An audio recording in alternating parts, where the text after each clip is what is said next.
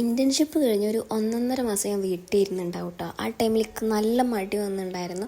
ഞാൻ വീട്ടിലിരിക്കുകയാണെങ്കിൽ കൂടിൻ്റെ ക്രാഫ്റ്റും കാര്യങ്ങളൊക്കെ ചെയ്ത് ഞാൻ എൻ്റേതായ കാര്യങ്ങളിൽ എൻഗേജ്ഡ് ആയിരുന്നു. എന്നാലും ആ വർക്ക് നമുക്കങ്ങനെ ഷെഡ്യൂൾ ചെയ്തിട്ടുള്ള ടൈമൊന്നുമില്ല. നമുക്ക് തോന്നുമ്പോൾ ചെയ്യാം, തോന്നുമ്പോൾ ഉറങ്ങാം, അങ്ങനെയാണ്.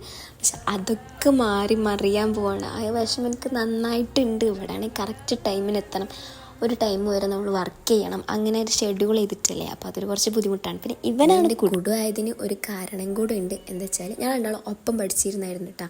അപ്പോൾ ക്ലാസ് കഴിഞ്ഞിട്ട് ഒരു ദിവസം സെയിം ബസ്സിൽ ഞങ്ങൾ പോയിരുന്നു. അങ്ങനെ ഞങ്ങൾ കഥ പറഞ്ഞ് ഞങ്ങൾ ഒരു നൂലിൻ്റെ അറ്റത്ത് തുമ്പിയാതിരിക്കുന്ന ഒരു ബന്ധം, ഒരു ചെറുതായിട്ടൊരു കുടുംബം, അങ്ങനെ ഞങ്ങൾക്ക് മനസ്സിലായി സംസാരിച്ച് വന്നപ്പോൾ. അന്ന് മുതൽ ഞാൻ ഓനിക്ക് കുടുംബക്കാരും ഓനിക്ക് കുടുംബക്കാരനായിട്ടുണ്ട്. ഞാൻ ഫുഡ് കൊണ്ടുണ്ടായിരുന്നില്ല. അപ്പോൾ ഇവൻ്റെ ഒക്കെ നമുക്കൊരു ചായയും കട്ട്ലേറ്റൊക്കെ വാങ്ങിച്ചു തന്നിട്ട് അതിൻ്റെ അടുക്കും കണക്കും അറിയുന്നുണ്ട്. കോളേജിൽ പഠിക്കുന്ന ടൈമിൽ എനിക്കൊരു ചായ വാങ്ങിച്ചതിൻ്റെ കണക്കുണ്ട്.